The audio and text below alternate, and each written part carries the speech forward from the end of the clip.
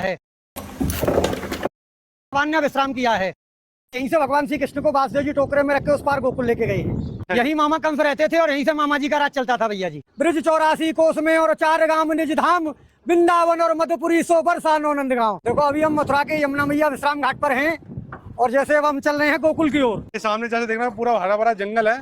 जंगल नहीं है ये, अच्छा, इसको बोलते हैं वृंदावन। वृंदावन, हाँ, ये भगवान श्री कृष्ण की गौचार भूमि है। भगवान गोकुल से गैया चराते हुए और ऐसे वृंदावन जाते थे भैया जी। देखो ये इधर दिखाइए, ये सामने है गोकुल गेट। जब भगवान को रात को 12 बजे वासुदेव जी टोकरे में रख के उस पार से इस पार गोकुल लेके आए हैं। इत मथुरा इत गोकुल नगरी, बीच बहते हैं यमुना गहरी, तो भगवान को यहीं से लेके आए। तो भैया जिस तरीके से मथुरा आज से मतलब 100 साल पहले रहा होगा, आज भी वैसे नहीं, 100 साल नहीं, मथुरा द्वापर में भी थी, मथुरा त्रेता में भी थी और मथुरा आज भी है और अनंत काल तक रहेगी। मथुरापुरी को ब्रजमंडल बोला जाता है। अब देखो ये सामने कंस का किला है भैया जी। अच्छा, यही मामा कंस रहते थे और यहीं से मामा जी का राज चलता था भैया जी। मतलब कि वो रहते यहाँ पे थे। हाँ। और जेल उन्होंने कहीं और बनाई। जेल 1 किलोमीटर है यहाँ से। जो भगवान श्री कृष्ण का जन्म हुआ, देवकी वसुदेव जी को कंस बंद कर रखता, वो 1 किलोमीटर है यहाँ से।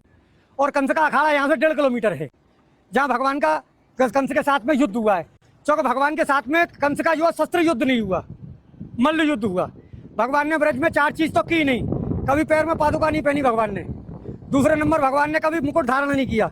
तीसरे नंबर भगवान ने कोई शस्त्र ग्रहण नहीं किया और भगवान ने कभी शरीर पर कपड़े नहीं पहने।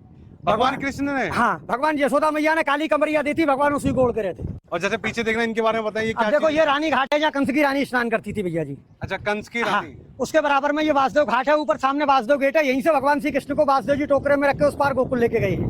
अच्छा, सामने मैंने अब आपको बताया गोकुल गेट जी। ये सामने भैया जी स्वामी घाट है। स्वामी घाट? हाँ, स्वामी घाट बोलते हैं इसको। ये इधर संत घाट है भैया जी। अभी जैसे ये आपने मुझे बताया था कि किला था ये कंस का, तो इस किले में जाने दिया जाता था? नहीं नहीं, उसमें एंट्री नहीं मिलेगी। ऐसा है, पूर्वजों के जमाने से ये बताते हैं कि इसमें कुछ शोध करता गए थे जो कभी वापस नहीं आए, इसलिए सरकार ने उसको बैन कर दिया। मथुरापुरी में सबसे बड़ा पर्व बहन भाई का होता है। कार्तिक महीना में भाई दूज के दिन जो भाई बहन मथुरापुरी में हाथ पकड़ के स्नान करते हैं वो कभी यमलोक में नहीं जाते। ऐसा वरदान धर्मराज ने यमुना मैया को दिया है। अच्छा, हाँ जी। तो सीधा स्वर्ग की प्राप्ति होती है उन्हें? हाँ जी, बैकुंठ। और जैसे देखने में पुराना काशी जैसा लगता है। हाँ जी। जैसे बनारस भी गया हूँ। हाँ जी। तो मुझे देखने में ऐसा लग रहा है, तो बनारस से कुछ। अब देखो ये गुदरिया घाट है भैया जी। कौन ये सा घाट है? द्वारकानाथ घाट है सामने। ये द्वारकाधीश की हवेली है। अच्छा, हाँ जी।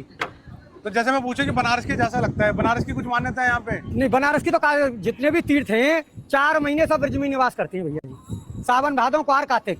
जैसे लोग कहते हैं देव सो गए, तो देवता कभी सोते नहीं भैया जी। उनकी सबकी ड्यूटी ब्रज में लगती है। जब नंद बाबा 80 बरस के हो गए तो नंद बाबा ने कहा कि लाला मेरी हार्दिक इच्छा है कि मैं 4 धाम की यात्रा करूं। तो भगवान ने कहा कि अब दादा अब बड़े बूढ़े हो गए, पहाड़ों पे जाएंगे, गिर पड़ेंगे, इसलिए सब तीर्थों को मैं ब्रज में ही बुला लेता हूँ। तो यहाँ आपको केदारनाथ, बद्रीनाथ, गंगोत्री, यमुनोत्री सब मिलेंगे पूरे ब्रज में। तो मतलब कि अगर कोई 4 धाम की यात्रा करने में असमर्थ है, नहीं तो ब्रज की 4 धाम कर सकता है और फल वही प्राप्त होगा आपको। अब ये आगे आपको दिखाऊंगा मैं।